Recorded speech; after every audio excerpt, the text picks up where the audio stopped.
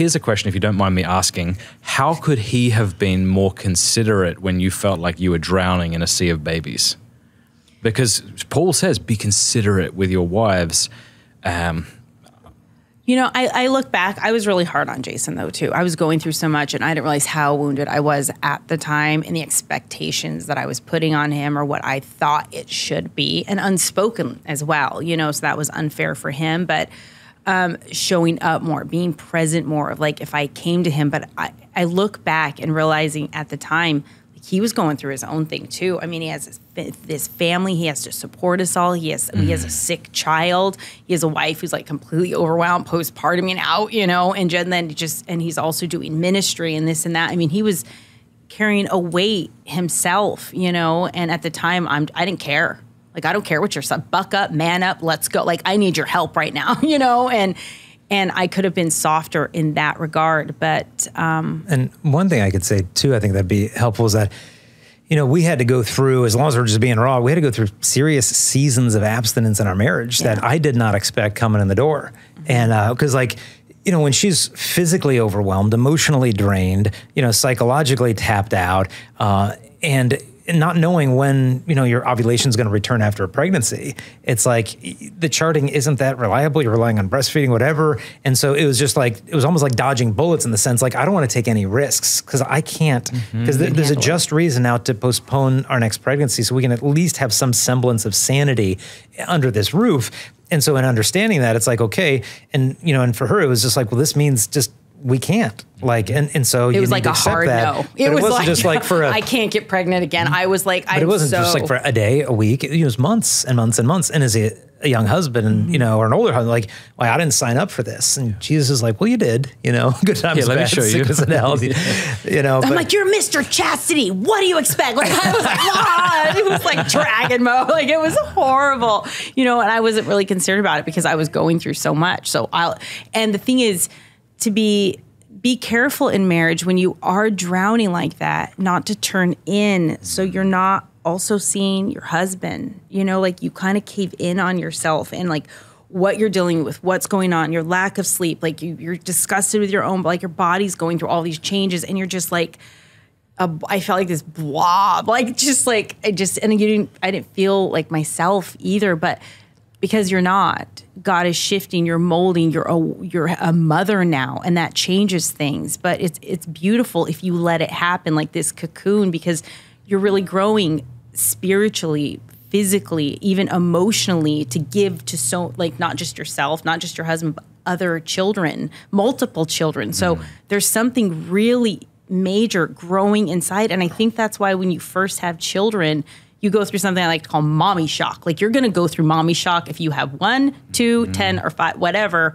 There's a stage of mommy shock where it's just like, this is like, whoa, this is too much. I think, can I just say one thing? I think there's a temptation right at that point for some couples to be like, well, why go through the trouble? Why not just contracept right there? It's like, you don't need to put yourselves through this physical distance from one another. You can just contracept. And a lot of times people will blame the church for the issues that are coming to the surface. Well, it's because of the stupid NFP thing that we have to do. It's because the Catholic Church is imposing on this. When in reality, what's coming to the surface is, have I really learned how to make a gift of myself to her? And I think one of the things I learned by kind of saving sex for marriage and practicing chastity is that abstinence is an expression of love. And then I can make a gift of myself to my wife in a way that Joseph would to Our Lady. And am I ready for that? And the answer is no. Like, that's really, I'm not there yet. And so it's easy to blame the church, blame NFP, instead of being, okay, I need to learn how to make a total Holocaust gift of myself to my wife in a way that isn't pleasing to me, as the one flesh union might be. And then I'm loving her in that. And so if we don't get put in that crucible, so to speak, God can't develop that virtue out of us. And our temptation is kind of hop out of the pot. Like, okay, this is too hot, I'm hopping out. But God's cooking something, so to speak, if we can just have the courage to stay in it. And he's like, no, I'm teaching you to love Kristalina in a new way, not prohibiting you from experiencing her love. But in the times of abstinence, to be careful. And that's where I was like, really just like, no. And I just held on too tight to like being of my fear of like having another baby. Like, I'm overwhelmed. And like, it was like, no, that I could see how it was hard on our marriage or a breakdown because that bond is so powerful, and being close with your husband, like that is the one place that I am close with Jason as his wife, and to be able to bond with him like that, and to have that marital union with him. Our kids are going to be like, oh, this is cringy. Like if they're watching this. This is when they click off. But I'm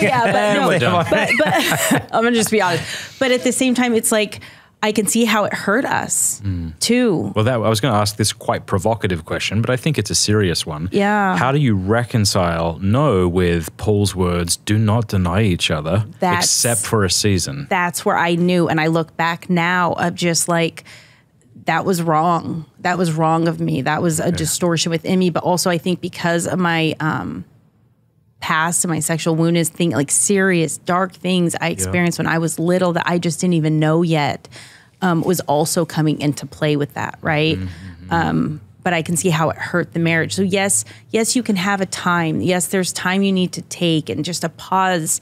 But be careful, because the evil one will keep you comfortable in that pause and feel like you're safe, when in all actuality, you're becoming your own worst enemy and your own wrecking ball in your distance with your husband. That you just, because Jason has friends, he can go out, he can do things, but I'm the only woman on the planet that can be close with him like that. There's like that special union and bond that you have as husband and wife, and there's a reason for that. And I could see how within our marriage, the devil just slowly separated us with that as well. But to not give in to that fear, because it's dangerous. How would you respond to that question? Yeah, I mean, it was a hard point, because as a husband, it's not like, well, I have rights, and you need to submit and we need to move forward in this direction. Like, I knew that wasn't my place. And I knew even if it was legitimate for you to say that, it sounds like perhaps the most unhelpful thing. Oh, yeah. Misogynistic, you man, you know. Like, even if it's true, you understand what I'm saying? Oh, we still have to take into account what each other is going through and how each of us will receive what it is we want to say. Yeah, and I think the real challenge wasn't just like, okay, we can't do that.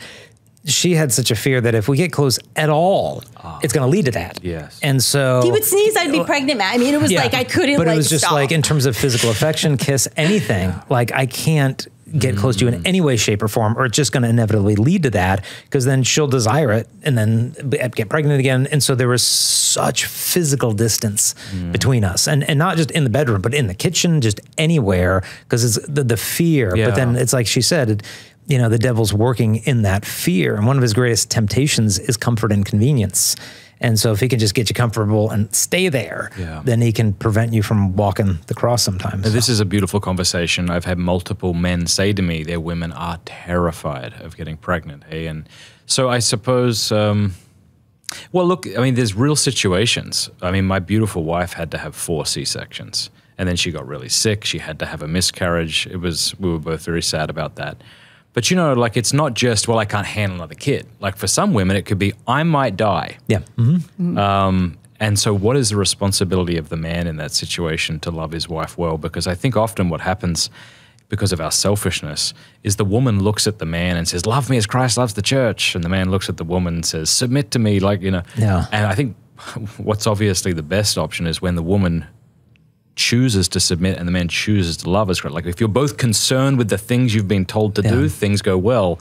But often we look at each other and point fingers. But you notice, I think if they both, in a sense, are living the mass, they're living their marriage. And what I mean is, and the husband in his gift of abstinence to the wife is literally saying, this is my body given up for you. These desires I have, these cravings I have just to be close to you, to feel valued by you, to feel masculine in your presence. Like, this is my body given up for you. And then, in a sense, if she's returning and reciprocating in sense, she would be saying, well, this is my body given up for you. And so when there's a season of abstinence required by one or both, and the person's willing to submit to that grace, they're not just like attending Mass on Sunday, they're living the Mass in and through their body. And so you think if the woman then gets pregnant, she's saying, this is my body given up for you, little one. And then she's up with morning sickness. This is my body given up for you. She's breastfeeding the baby at 2 o'clock in the morning. This is my body given up for you. And I think that's why the devil wants us to do anything but live the Mass in and through our bodies and in our vocations. Yeah, and we were always hoping that this is my body given up for you meant this is me having sex with you. You're welcome. Yeah. I'm doing exactly what I was called to do. But I love your point about how abstinence is a way of loving your spouse. Thank you very much for watching that Pints with Aquinas clip. If you like it, do me a favor, click like and subscribe, and please offer a Hail Mary for the work of Pints with Aquinas and all the people we're trying to reach. God bless you.